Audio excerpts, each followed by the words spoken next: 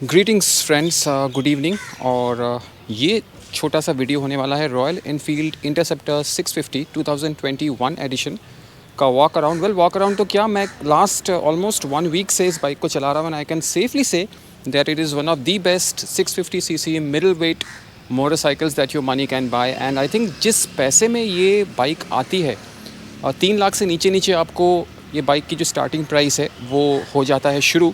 और उस price range में I think this makes so much sense. I mean this is a proper 650 CC twin cylinder machine. अब मैं technicalities में इतना नहीं जाने वाला हूँ। I am more into user experience कि आपको चला के इस बाइक को कैसा लगने वाला है। जैसा कि आप देख सकते हो, ट्विन सिलेंडर है, यहाँ से एक हेडर, वहाँ से दूसरा हेडर, 2 साइलेंसर्स हैं, 650 सीसी है और 52 न्यूटन मीटर्स का टॉर्क है। I think more than the 47 horse power.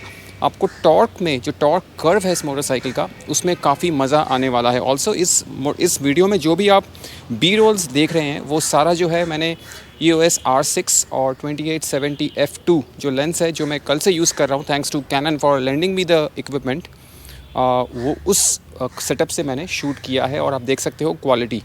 तो एनी हाउ, ये है रॉयल एनफील्ड इंटरसेप्टर 650 2021 एडिशन या BS6 एडिशन, जो भी आप बोलना चाहें। सामने से अगर आप शुरू करेंगे तो चेंजेस में अगर बात करूं तो ये ब्लैक फेंडर मुझे दिख रहा है इस वाले एडिशन में, जो कि पहले नहीं था। पहले it was not a black fender. Apart from that I don't see much changes as such. Maybe the rims are blacked out. वो एक चीज़ है कि इसके जो रिम्स हैं आगे पीछे दोनों, वो ब्लैकड आउट हैं। And look at the engine, I mean this engine block looks as gorgeous as ever. सबसे जो मेन कैरेक्टर है इंजन का, मुझे लगता है वो टॉर्क कर्व है। जब आप इस बाइक को किसी भी गियर में किसी भी स्पीड में पुल करते हो तो I think that rush of torque is what gets on to you, and that rush of torque is what you will really love about the Interceptor 650। तो आप देख सकते हो कितनी खूबसूरत ये बाइक लगती है। बिल्कुल क्लासिक लुक है इस बाइक का। और 2 साइलेंसर्स यहाँ से साइड से निकलते हैं और वो चीज़ जो है मुझे लगता है इस बाइक को एक स्पेसिफिक ओल्ड स्कूल लुक देते हैं। मोनोशॉक वगैरह कुछ नहीं मिलेगा आपको। These are all normally gas charge shocks. आगे भी आपको जो है फोक गेटर्स मिलते हैं, अपसाइड डाउन फोक्स नहीं है, तो उस चीज़ की आप चिंता ना करें। I mean you should just enjoy the overall rideability of the motorcycle rather than looking at कि क्या है और क्या नहीं है। ऑफ कोर्स अगर मैं इंस्ट्रूमेंट कंसोल की बात करूं, this is also a very basic instrument console. यहाँ पे आपको एनालॉग स्पीडो मिल जाएगा, यहाँ पे आपको एनालॉग टैकोमीटर मिल जाएगा और छोटा सा यहाँ पे MID सा डिस्प्ले है जिसमें आपको ट्रिप A ट्रिप B और ऑफ कोर्स MT कितने फ्यूल गेज मिल जाता है। तो ये सब चीज़ें हैं और यहाँ पे आपको ABS का button, battery, oil indicator and all that वो सब मिल जाता है। सो बहुत ही बेसिक है। इसमें आपको राइडिंग मोड्स वगैरह नहीं मिलेंगे। हाँ, अगर मैं सेफ्टी की बात करूँ तो ABS है, of course both front end rear has ABS which is really nice and frankly that is what you essentially need. Also आपको एक बात ध्यान में रखनी है कि किस प्राइस पॉइंट में ये बाइक आपको मिल रही है, और उस प्राइस पॉइंट में मुझे तो नहीं लगता यार कि कोई भी बाइक जो है इसके करीब भी आती है। आप कोई भी दूसरी 650 सीसी बाइक ट्विन सिलेंडर मुझे दिखा दीजिए इस प्राइस पॉइंट में और मैं मान जाऊंगा कि रॉयल एनफील्ड ने गलती करी है। ऐसा हो ही नहीं सकता कि कोई दूसरी बाइक आपको इस प्राइस पॉइंट में 650 सीसी की मिल जाए और इस लुक में, इस फॉर्मेट में, और इतनी अच्छी जो है ये बाइक लग रही है देखने में। जितनी लगती है अच्छी उतनी चलती भी है अच्छी। Absolutely beautiful. I mean, if you are into classic motorcycles, you would love the Interceptor 650.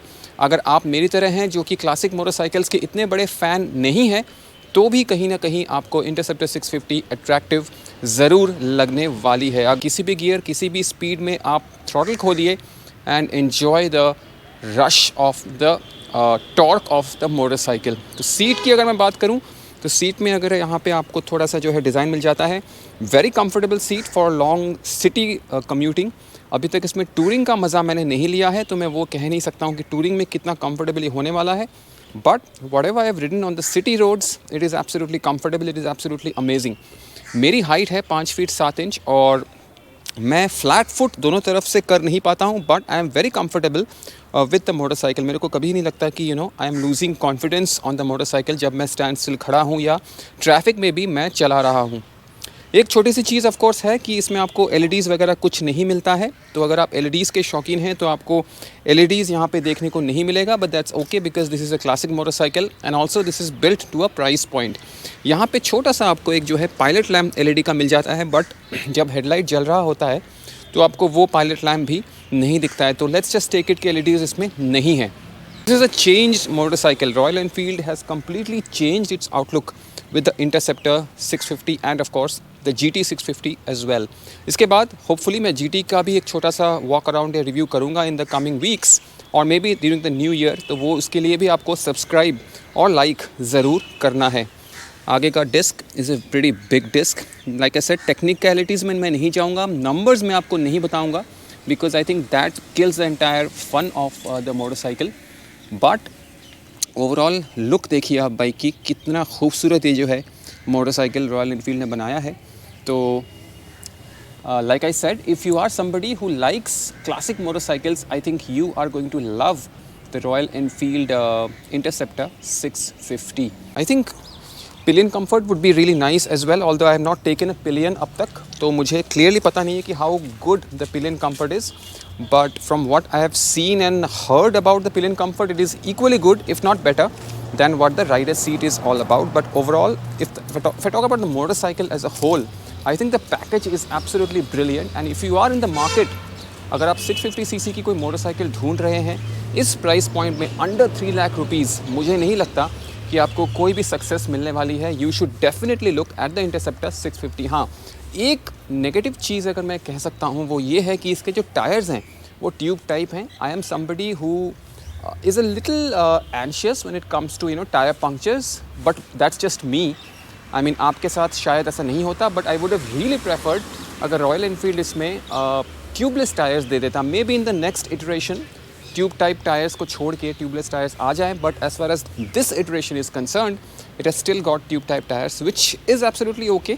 ऐसा मुझे कभी भी प्रॉब्लम वाली बात फेस नहीं हुई है, but I have heard horror stories जहाँ पे पंक्चर्स ऑफ कोर्स हुए हैं। So that is something which Royal Enfield needs to take care of. I think they would. Also, if I talk about the fuel mileage, I've been getting between 25 and 30 kilometers per liter easy inside the city roads with traffic and with mild traffic as well.